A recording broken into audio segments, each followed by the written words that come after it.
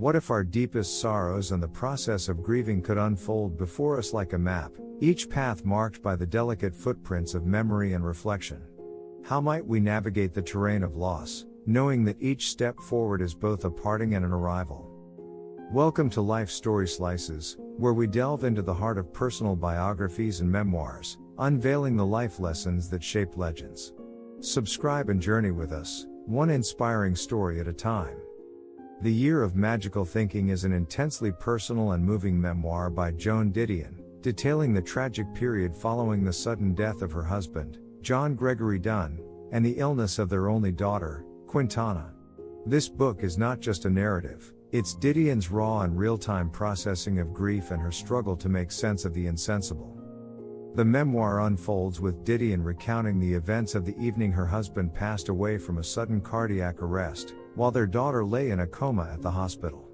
This double blow sets the tone for a year that would test the boundaries of sanity and the essence of sorrow. Didion takes readers on a journey through the immediate aftermath of loss, describing how the mechanisms of mourning and memory play out in the mind. She examines her thoughts and reactions during this time, often reflecting on the irrational thoughts that come with grief, hence the magical thinking. The memoir is interlaced with snapshots from Didion's life with Dunn, their marriage, writing careers, and the harrowing days spent at their daughter's bedside.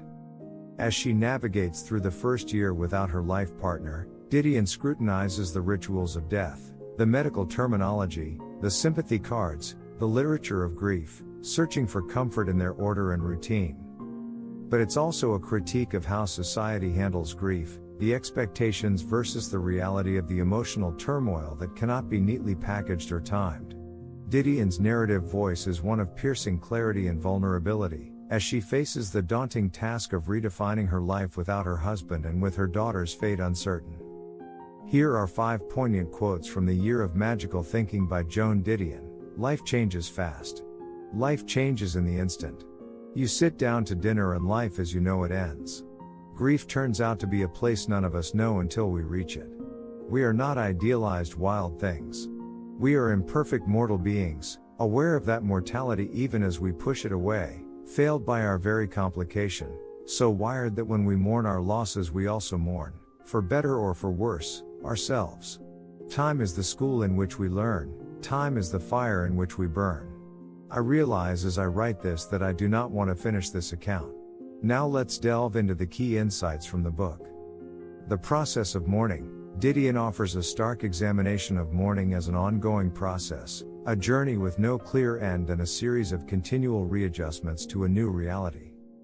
The illusion of control. In her quest to understand and cope with her grief, Didion reveals how we cling to routines and superstitions to create the illusion of control in the face of unpredictable loss. The power of memory. Didion's reflections on her past with her husband underscore the way our memories become both a sanctuary and a battleground during grief. The reality of mortality. This memoir lays bare the universal truth of our mortality, challenging the reader to confront the impermanence of life. Societal expectations. Didion's personal narrative sheds light on the disparity between private grief and public expectations, revealing the often uncomfortable coexistence of personal sorrow within societal norms. The Year of Magical Thinking is a profound exploration of love, loss, and grief. Didion dissects her experiences with a surgical precision, yet conveys them with a poignancy that resonates deeply. Her memoir serves as a testament to the resilience of the human spirit, even as it charts the unpredictable and often lonely path of bereavement. In essence, Joan Didion's work is more than a memoir, it is a detailed map of the landscape of grief.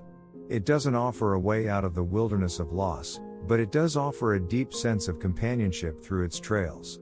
It is a narrative that eloquently encapsulates the fragility of life and the inevitability of death, urging us to cherish the fleeting moments we have with our loved ones. As we close this chapter on Didion's journey through the wilds of grief, one cannot help but wonder, when the narrative of our own losses is written, how will we choose to fill the pages between the relentless march of time and the echoes of our memories?